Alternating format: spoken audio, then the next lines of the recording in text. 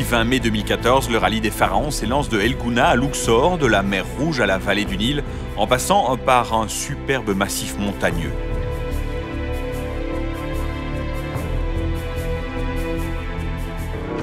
Une première étape délicate de 222 km qui serpente dans un canyon étroit et offre un mélange de sable et de pistes rocailleuses.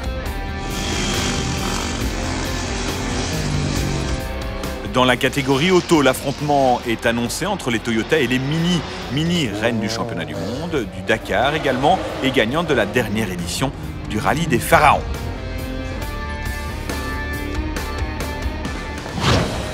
Chez Mini, le russe Vladimir Vassiliev est surtout venu pour grappiller des points en vue de la Coupe du Monde.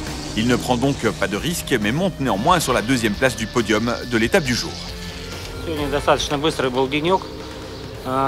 C'était une journée assez rapide avec pas mal d'oued, la navigation n'était pas simple.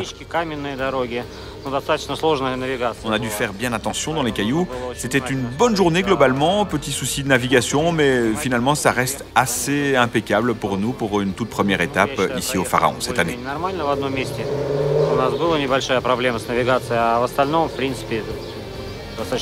Également sur une Mini et malgré des soucis de navigation, le Hollandais Erik van Loon décroche la troisième place du jour. Il sait que la lutte contre les voitures japonaises de chez Toyota est loin d'être gagnée et qu'il doit rester vigilant. Les Toyota sont devant à présent. Tout le monde dit que les Mini sont rapides, mais les voitures japonaises sont très fiables. Vous savez, on n'a pas le droit à l'erreur. Ils ont pris plusieurs minutes d'avance dès cette première étape et vraiment on doit attaquer. En effet, le pilote Yazid Al-Raiji fait un sans faute et monte sur la première marche du podium provisoire. Son collègue chez Toyota Overdrive, Marek Dabrowski, est moins en veine. Il a de sérieux soucis avec sa batterie, mais parvient tout de même à se hisser à la 7e place du classement. Le classement de cette première étape, le voici, à noter la 4e place de Nasser Al-Attiyah, le grand favori de l'épreuve, qui s'est un peu égaré aujourd'hui. Le Bolivien Juan Carlos Salvatierra sur une moto Speedbrain 450 plus légère et plus agile que les grosses KTM se place en première position malgré des problèmes de navigation. J'ai dû chercher plusieurs waypoints, mais au final, je les ai tous trouvés et le résultat, c'est étonnant, mais il est vraiment bon pour moi. Sur la troisième marche du podium du jour en moto, on trouve un autre pilote d'Amérique latine, le Vénézuélien Nicolas Cardona sur une Yamaha 450.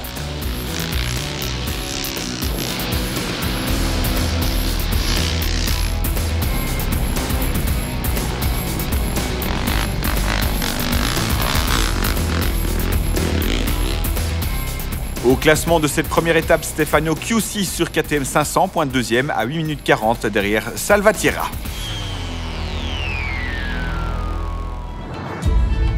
La caravane prend une pause bien méritée à Luxor, un lieu chargé d'histoire au bord du Nil. Mercredi, les pharaons continuent leur périple vers l'ouest avec un changement total de paysage et les premières dunes de sable de cette édition 2014.